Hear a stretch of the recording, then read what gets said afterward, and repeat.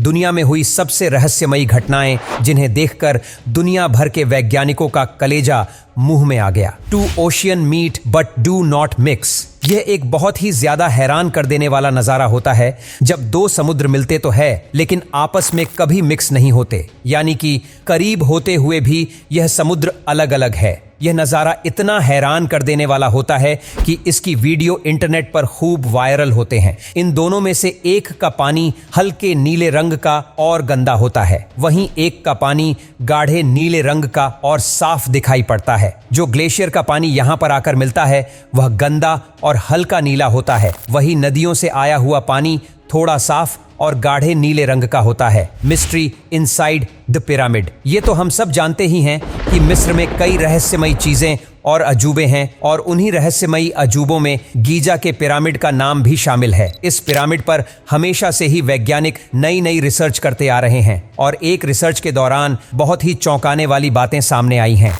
इस पिरामिड के अंदर एक रहस्यमयी दुनिया छुपी हुई है। गीजा के पिरामिड के नीचे एक खुफिया गुफा है जिसके अंदर ही अंदर एक जाल फैला हुआ है, लेकिन वैज्ञानिक आज तक इस बात का पता नहीं लगा सके हैं कि इन सुरंगों में यह जाल क्यों और किस काम के लिए बनाए गए थे। और यह सुरंग कहीं भी जाती नहीं है बल्कि अजीबोगरीब ढंग से जमीन में फैली हुई है। आपको बता दें कि वैज्ञानिक भी इनके अंदर जाने से घबराते हैं क्योंकि वैज्ञानिकों का कहना है कि इस सुरंग के अंदर कोई भी रोशनी का इंतजाम नहीं है और वह रास्ता भी भटक सकते हैं। Tunguska event.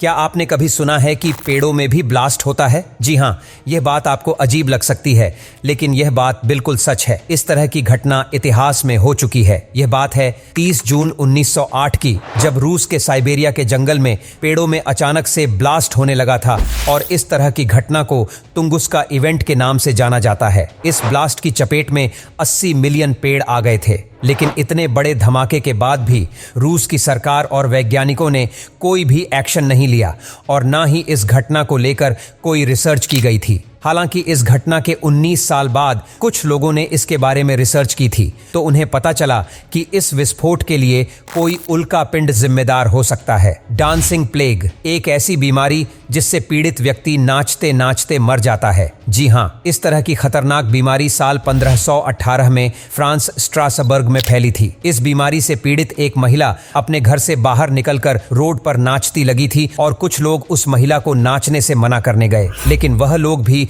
उस महिला के साथ नाचने लगे और ऐसे ही धीरे धीरे यह बीमारी पूरे शहर में फैल गई और लोग तब तक नाचते रहते थे जब तक उनके पैरों से खून भी निकलने लगता था और उनकी मौत नहीं हो जाती थी। इस बीमारी के बारे में लोगों का कहना था कि उनके ऊपर कोई भूतिया साया था, लेकिन इस बात में कितनी सच्चाई है यह किसी को भी नहीं पता है। हालांकि लगभग 2 महीने बाद इस बीमारी का जोर खत्म हो गया था और स्थिति पहले जैसी हो गई थी। कट लाइटनिंग, घंटों तक आसमान में कड़कती बिजली। हाँ, आपने बिल्कुल सही सुना। आमतौर पर बारिश के वक्त आसमान में जो बिजली कड़कती है वह 1 से 2 मिनट तक कड़कती है, लेकिन इस दुनिया में ऐसी भी जगह है जहां लगातार पूरे 10 घंटे तक बिजली कड़कती है। साउथ अमेरिका में वेनेजुएला देश में घंटों तक बिजली कड़कती है और इसके पीछे का रीजन किसी को भी नहीं पता है।